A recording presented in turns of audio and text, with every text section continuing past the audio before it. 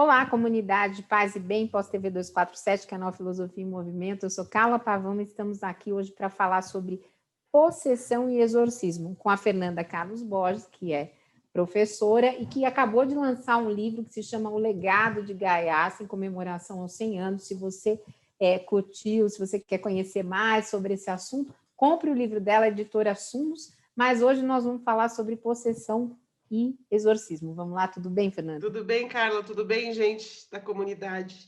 Saudações! Então, vamos lá, possessão e exorcismo é um assunto muito interessante, né? Muito instigante. E eu vou trazer para vocês um estudo, assim, uma teoria de um antropólogo que se chama Thomas Xordas, que ele da Universidade de San Diego, nos Estados Unidos.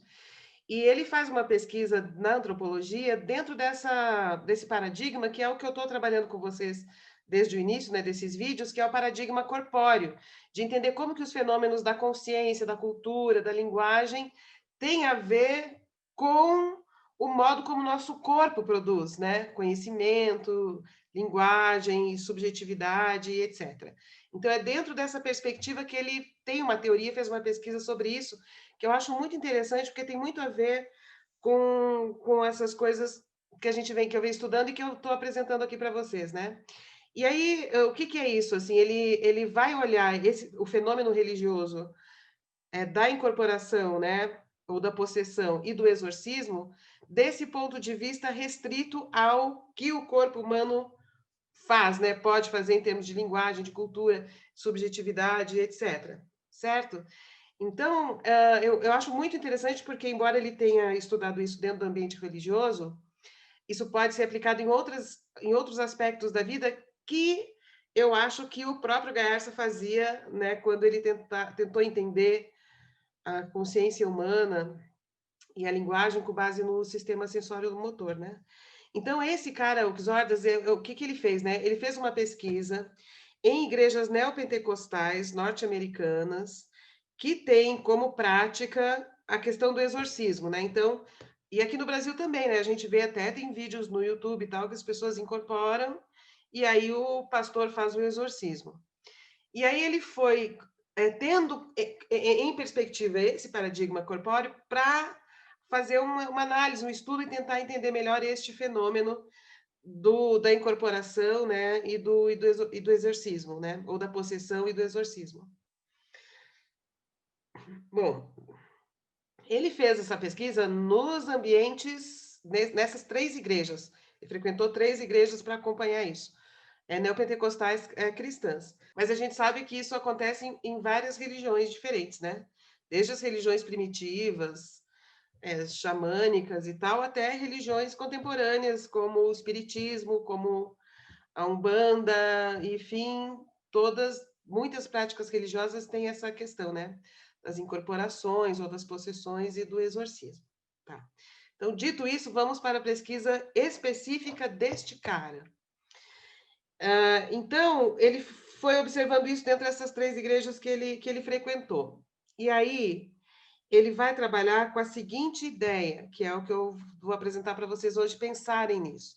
Olha, o que eu vou dizer para vocês não leva em conta a questão transcendental de verdade, né? Porque o cara está tentando olhar de uma perspectiva material, materialista, como uma coisa, assim, o que o corpo, enquanto está vivo, corpo humano, né, pode produzir, dentro dessa perspectiva. Então, isso é muito interessante, porque oferece mais elementos para a gente entender esses fenômenos. Então, pode ter, de fato, o fenômeno transcendental, espiritual, tal como se fala, né? Eu não sei se fala, isso é um mistério, mas eu não descarto. No entanto, também se soma a isso essa outra coisa aqui que é muito interessante, vocês vão ver as implicações disso. Então, olha só, primeira coisa, vamos imaginar que tudo que está em torno da vida humana é a cultura, né? São as produções da cultura, todos os objetos, todas as formas de produção, todas as máquinas, a linguagem, o imaginário, a etiqueta, os gestos, né? A forma como a gente vai se educando para sentar de tal maneira, fazer tais gestos, tudo isso é produção da cultura humana, da inteligência humana, da adaptabilidade humana, certo? Certo. Só que é o seguinte, é muito interessante a gente começar a entender também que tem uma outra coisa que a gente não pensa muito como cultura, mas que sobrevive, mas que é cultura do corpo, e que também se perpetua ao longo do tempo, por muitas gerações e a distância e tal. Que é o seguinte, que é aí o que ele fala, né? Esquemas motores como formas da cultura. Esquemas motores. Só que assim, então você imagina que em algum momento da vida, da sociedade, da história, se produziu algumas formas de corpo, de ser, personagens do teatro, né, contemporaneamente personagens do cinema, é, é, posições, funções sociais, que tem toda uma coreografia, toda uma performance, né, de corpo, de posição. Tem todos os heróis de guerra, todos os inimigos de guerra, tudo. Então, quando a gente pensa nessas imagens, por exemplo, eu vou imaginar a Madre Teresa de Calcutá, né? Imagino a Madre Teresa. A Madre Teresa, ela é uma forma, né? Eu imagino ela é uma imagem. Essa imagem tem uma forma, ela tem uns gestos, ó. Eu sou capaz de, né, a gente, tanto que no teatro um ator é capaz de imitar, né, uma atriz poderia fazer a Madre Teresa, certo? E alguém assistir e tendo que conheceu a Madre Teresa, e, nossa, fez igualzinho mesmo. Ou seja, ela incorporou o esquema motor Madre Teresa, certo?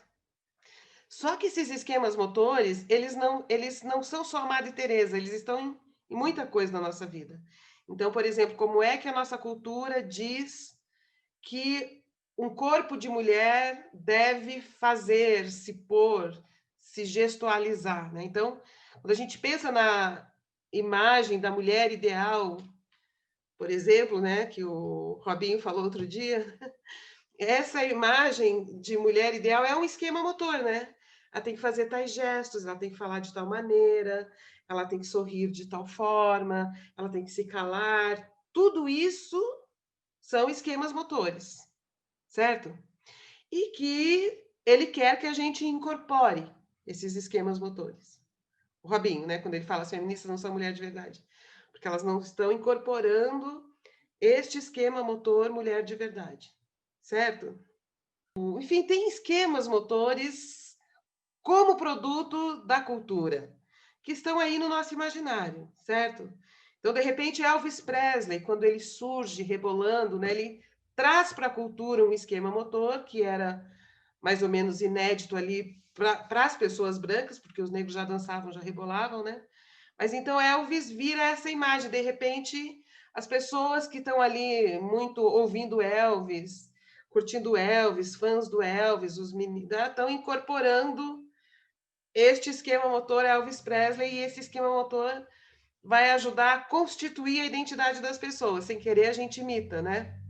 Então, por exemplo, até outro dia a gente estava conversando numa das lives de lançamento do livro, duas pessoas que colaboraram com o livro lembraram da... Como é que é o nome daquela atriz que usou o biquíni na praia sem a batinha?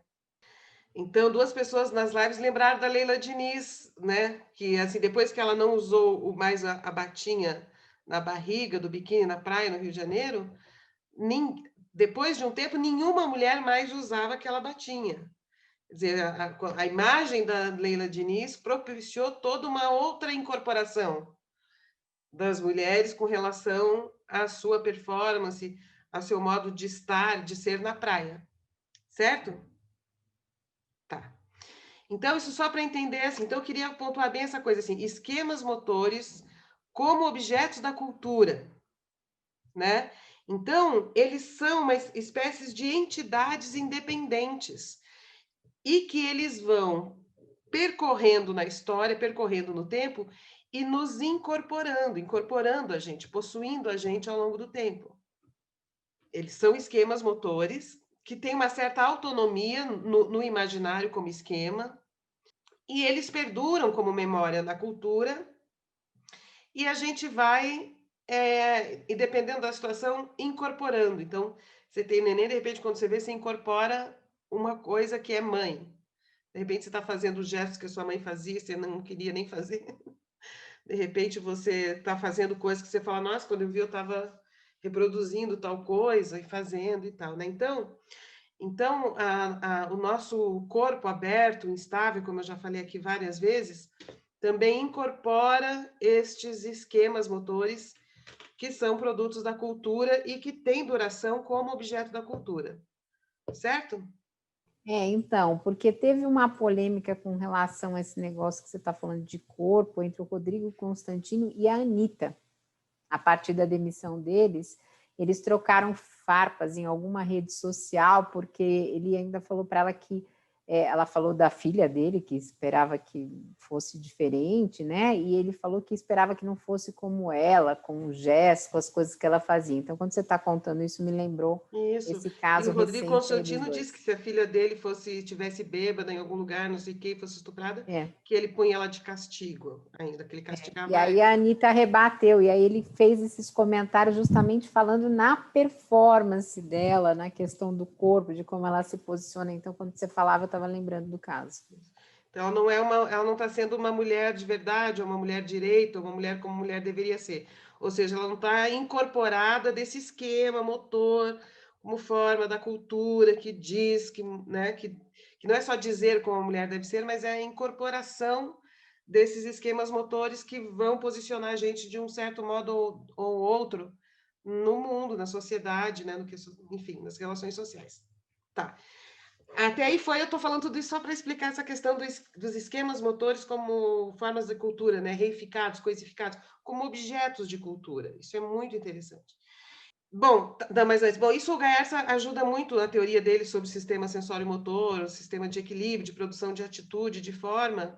Ele ajuda bastante a entender como que isso se processa no sistema sensório-motor, né? Mas esse outro cara, o Xorgas, ele foi estudar como que esses esquemas motores se apresentam nessas 3 igrejas que ele frequentou, neopentecostais, como demônios, que são exorcizados. E aí é uma coisa muito interessante, porque daí ele vai dizer assim, bom, o que a gente sabe não sei dos mistérios transcendentais, né? Mas a gente sabe que estes demônios, quando eles se apresentam nessas igrejas, eles têm uma forma comum que se repete em vários lugares ao mesmo tempo. Então, ele é um esquema motor como objeto de cultura. E que é conhecido, esse esquema motor, ele é conhecido por aquela comunidade, pelas pessoas que partilham aquela comunidade, e ele se manifesta e é reconhecido.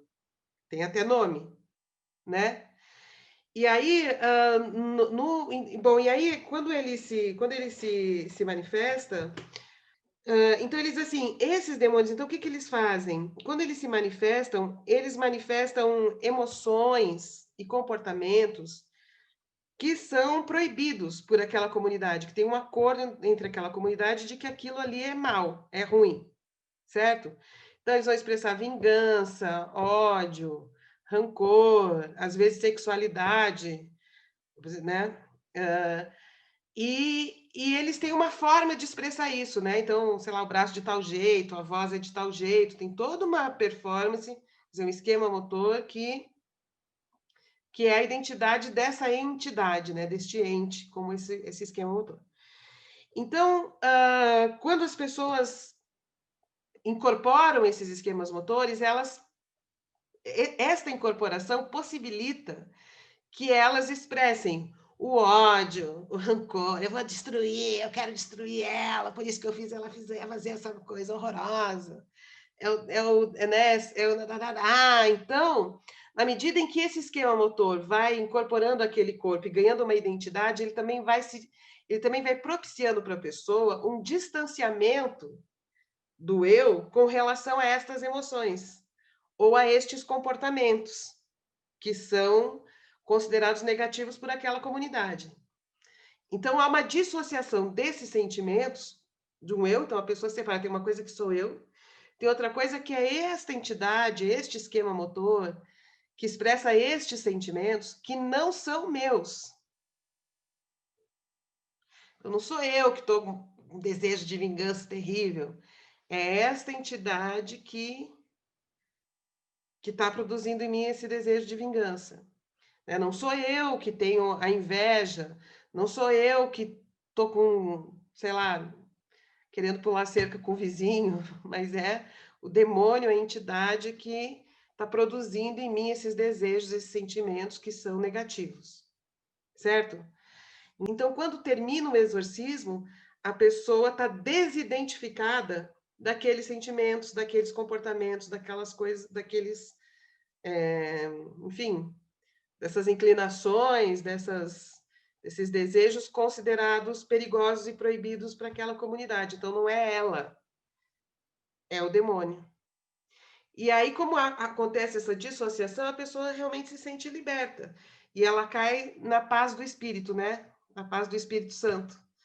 E isso assim, ó, isso depois de ter rodado, né? Rodado, gritado, muita música, às vezes dança, muita reza, muito choro, né? Então aquilo propicia uma dissociação desses sentimentos, desses desejos, desses comportamentos que são capturados por esse esquema motor, né, no imaginário. Então isso não é meu e a pessoa se desfaz dele. Então também é um processo de relaxamento, assim, de propiciar no próprio corpo uma outra coisa e não ficar preso naquilo ali, que é aquilo que é considerado mal para aquele grupo ali especificamente.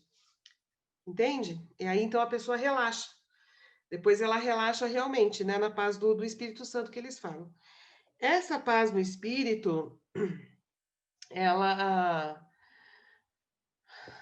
bom, enfim, tem a ver com esse relaxamento que eu estava falando, e tem a ver também com, então, a pessoa respira, ela fica, é como se ela ficasse por um momento sem inclinações, sem intenção, né?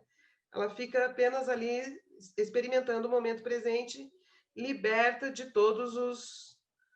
de todas as forças que estavam movendo a vida dela antes, né? Os sentimentos, os desejos, as obsessões, assim, no sentido de o pensamento fixo, a ideia fixa, aquilo tudo sai dela como se fosse um demônio que tem uma identidade específica como forma de movimento, como expressão de linguagem, como até tom de voz. Então, tudo isso passa a ser dessa entidade que é o demônio, e não é mais da pessoa, né? Então, isso tem uma função, né? E aí, o Gaiarsa, num livro dele que se chama Meio Século de Psicoterapia, quando ele está analisando essa questão dos esquemas motores, e aí ele, numa hora, é um livro imenso, é o último livro dele, tem uma hora que ele fala, bom, agora eu vou falar de umas técnicas que dá para fazer. Aí uma delas é exorcismo. Fazer um exorcismo. Claro que ele põe esse título brincando, mas quando a gente olha por esse ponto de vista científico, assim, né, no sentido de que não é o da crença religiosa que justifica o exorcismo, de fato isso tem uma função mesmo, né, de propiciar a pessoa desencanar, né, como se fala na linguagem popular, desencanar de certas fixações, né, ou de certos hábitos, ou de certas inclinações que para aquela comunidade dela ali vão criar problemas para ela na vida dela. Então, até aí, tudo bem. Onde é que reside o problema? Onde é que reside o problema? Quando essas igrejas, depois de fazerem um exorcismo, oferecem para a pessoa um outro esquema motor, prontinho e limitante. Então, ao invés de fazer todo esse processo do exorcismo para propiciar um corpo criativo, que vai inventar novas formas, fazer novas coisas e exercitar a sua vida criativamente, né? Elas formatam. Eles oferecem novas formas. Esta aqui é a forma. Esta aqui é a forma, essa aqui é a roupa, esse aqui é o cabelo, esse aqui é o gesto, esse aqui é o modo de sentar. Eles dão todo outros esquemas muito, tanto que vão ficando muito parecidos, né? É que essa análise, inclusive, está lá naquele livro que a gente estudou com você do Psicologia de Massas do Fascismo, né? Que eles passam a ter comportamentos, enfim, tudo igual, ser aceitos nessas comunidades, ter a importância que nunca tiveram, e daí você passa a se sentir bem, né? Aquele passa a ser o multiverso que é importante para você, não tem como. Mas capturado por uma estrutura de poder e de manipulação. que, em outras palavras, também pode se chamar de lavagem cerebral, né? Porque você liberta a pessoa e depois sequestra. Liberta de uma coisa e sequestra noutra, né? E isso que o Kizord estudou, que é essa estratégia do exorcismo, essa técnica, né? Essa tecnologia do exorcismo que propicia essa dissociação, que põe o corpo em estado de repouso. Isso seria muito interessante na medida em que possibilitasse criatividade, né? Então agora vou dar o próximo passo e vou vendo como eu me conecto, isso assim, tentando abrir conexões criativas, responsáveis, né? A pessoa se tornar então responsável a partir daquilo ali pelas próximas produções, das suas relações, na elaboração dos sentimentos e tal, das atitudes e tal. Mas quando faz isso e depois diz, tó, essa é a roupinha nova, e fica dentro dela, esse é o outro esquema motor, é aqui que você vai ficar oferecendo extrema segurança, né? Porque o que eles oferecem, então, é segurança, e num mundo, por exemplo, um país instável como o Brasil, ou o mundo capitalista é muito instável, esse capitalismo brasileiro, norte-americano, as pessoas têm uma vida muito insegura, né? Então, alguém que diz assim, olha, veste essa roupinha e fica segura dentro dessa roupinha, essa roupinha vai te segurar direitinho, as pessoas acreditam, né? Elas querem, podem acreditar que isso vai ser de fato bom. Quando seria mais interessante se não fosse assim? Porque é uma captura em massa e que tem um caráter muito manipulador, né? Que a gente está vendo isso no Brasil hoje, o que eles estão fazendo. Vendo e sentindo, né? Oi? Vendo e sentindo, porque quem não está nessa roupa fica de fora. Exato, fica de fora e a pessoa defende aquilo ali. E aí, se ela tiver outros sentimentos, passar outras ideias pela cabeça, pensar em fazer outra coisa, eles vão dizer, é o demônio. Aí volta. Então, aí aquilo que ela estava querendo fazer é capturado pelo esquema do demônio, transformado, né, nesse esquema desse demônio que está tentando a pessoa para sair dali, para não seguir a lei daquele lugar. Então, só para modificar, assim, a técnica é interessante, né? Não é à toa que ela existe em todas as religiões do planeta. Mas, quando ela é submetida à lavagem cerebral, à captura de pessoas em massa, para manipulação explícita e enriquecimento da liderança, Tá bom. E é claro, eu estou explicando para vocês essa pesquisa específica do Xordas e o modo como ele, enfim, tratou dessa questão da dissociação, né, do esquema e do eu e tal. Mas essas incorporações, elas estão muito além da situação religiosa, né? É como eu estava falando, né, da Elvis Presley, como é que chama? Esqueci de novo o nome dela. Diniz, Isso, Leila da Leila Diniz. Diniz, e outras imagens, assim, por exemplo, quando as deusas que a gente fez, né? Todas essas deusas, elas são imagens, a gente imagina o corpo delas, né? Não é isso? Diana, guerreira, então a gente já, opa, começa a pensar nela, já vou ficando, né? Aí você pensa noutra, sei lá, Iemanjá, com aqueles braços, já é outro corpo, outro movimento, que me coloca num outro estado de corpo. Mas aí se eu penso, sei lá, em Ansan, já também é guerreira, já me põe a mão na cintura, me dispõe de um outro jeito nessas essas incorporações. Então, tudo isso habita o imaginário, né? E tudo isso está no imaginário da cultura, que está dentro da nossa cabeça e no nosso corpo. E tudo isso percorre, todas as imagens percorrem aquilo que a gente vai se constituindo, né? Dentro do tempo em que a gente vive, dentro da cultura em que a gente vive. Tá, eu falei Legal. do exorcismo, mas pode ser só incorporação também, né? Você pode invocar. Se a gente está aqui conversando, você está mal, e se eu falar para você, Carla, fecha os olhos, eu tenho o poder de invocar os anjos. E eu começar, vem um anjo de luz, chegando aqui com toda a sua serenidade, toda a sua paz. Esta imagem vai produzir essa paz. Mas você não Ele é precisa nem muito da poderoso, imagem. tem uma espada para te proteger, Mas não bem, precisa nem Ângela, da estou me imagem, né? sentindo poderosa. Quando a gente tenta, por exemplo, meditar, só de você começar a respirar, tá naquela posição, tentar esvaziar a sua mente, se manter no corpo, no presente, na hora você sente um impacto físico. Mas isso é outra coisa. É que sim, aí posso falar a presença do espírito, Mas não, a respiração que está te limpando e tal, né? Então, essas imagens, elas têm poder e elas podem ser invocadas. Elas podem ser invocadas. E as pessoas fazem isso, né? Outro dia, uma amiga minha está falando, quando a gente ainda podia andar na rua, de noite, quando eu estou na rua, voltando do trabalho, eu imagino que tem uma luz violeta em torno do meu carro e isso protege o meu carro. Eu não sei se protege realmente, mas que ela se sente mais segura e talvez mais atenta e mais pronta para resolver qualquer coisa que ela vai se sentir, então vai ter poder essa luz, né?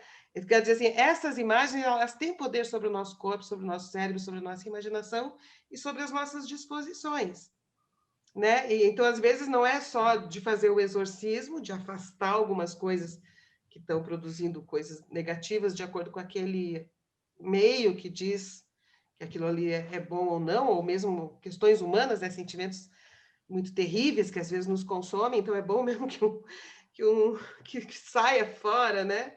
Com um exorcismo, com uma entidade que capture aquilo e leve embora. Mas também pode ser invocações que nos possibilitam sentir melhor. Isso é feito o tempo todo. Quando a gente reza, a gente faz isso. Pai nosso que estás no céu, né? Olha, essa oração é tão incrível, né? Santificado, né? Ou na Ave Maria cheia de graça, né? Então, todas essas imagens têm realmente poder sobre as nossas disposições, produzem coisas no nosso corpo, quando elas são invocadas. Elas são invocadas modificando as nossas disposições corporais.